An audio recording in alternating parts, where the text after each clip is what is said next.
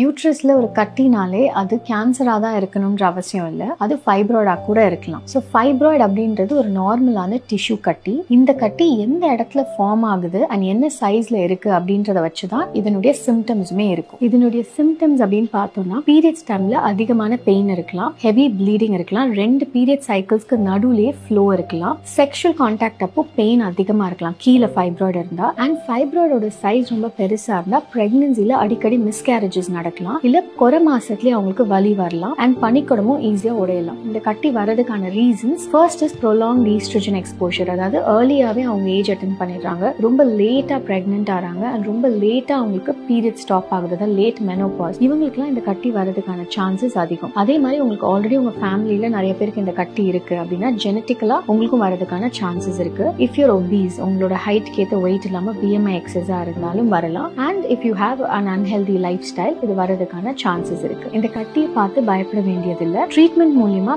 கண்டிப்பா இந்த கட்டியை கம்ப்ளீட்டா ரிமூவ் பண்ண முடியும்.